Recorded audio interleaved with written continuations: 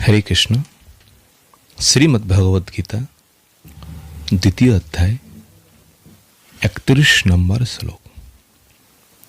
स्वाधर्ममपि चावेक्ष्य न विकम्पितुमर्हसि धर्माद्धियुद्धात् श्रेयो अन्यत् क्षत्रियस्य न विद्यते। भगवान अर्जुन के তিনি উপদেশ করেন, হে অর্জুন, তুমি যদি তোমার স্বধর্ম বিচার করো, তাহা হইলে এই রণভূমি হইতে যুদ্ধ হইতে তুমি বিচলিত হইতে পারো না। কেন? ক্ষত্রিয়ের পক্ষে যুদ্ধই হলো তাহার স্বধর্ম। এই যুদ্ধে প্রাণবধ হইলে আমার পাপ হবে ইত্যাদি বাক্য তুমি পূর্বে বলিয়াছ। যাহা বলিয়াছ তাহা সকলেই ধর্মশাস্ত্রের বিরুদ্ধ। ধর্মযুদ্ধের দ্বারা পৃথিবী জয় করে তোমাকে কি করতে হবে? পুত্রের ন্যায় প্রজা পালন করতে হবে। গুরু ব্রাহ্মণগণের সেবা শুশ্রূষা করাই হলো ক্ষত্রিয়ের পরম ধর্ম।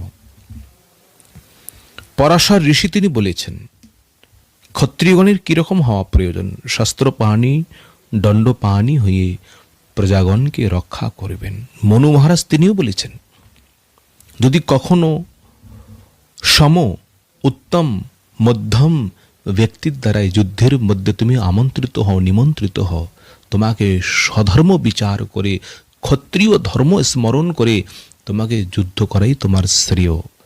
এতে বিমুখ হলে তোমার চলবে না।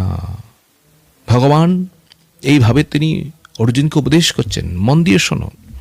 যজ্ঞের মধ্যে পশু হনন করলে যেমন কোনো পাপ হয় না, সেই রকম ধর্মযুদ্ধের মধ্যে শত্রুগণকে বিনাশ করলে, শত্রুগণকে বধ করলে তোমারও এরকম পাপ হবে না। বরঞ্চ সেই যজ্ঞের পশুগণ তারা নতুন সুখময় শরীর লাভ করেন। এই শত্রুগণেরও, এই যুদ্ধের মধ্যে বীরগণেরও তারাও নতুন দেহ, নবীন দেহ, সুখময় দেহ প্রাপ্ত করে এই জগতের মধ্যে তারা আনন্দ ভোগ করবেন। তাহলে হে অর্জুন, এই জন্য তোমাকে স্বধর্ম করতে হবে। স্বধর্ম ছাড়া তোমাকে বিচলিত হওয়া যাবে না। যেমন উদাহরণ দিয়ে বলছেন, যেমন কবিরাজ কি করেন, তিনি চিকিৎসক রোগীর উপকারের জন্য তার শরীরের মধ্যে অস্ত্র উপাচার করেন।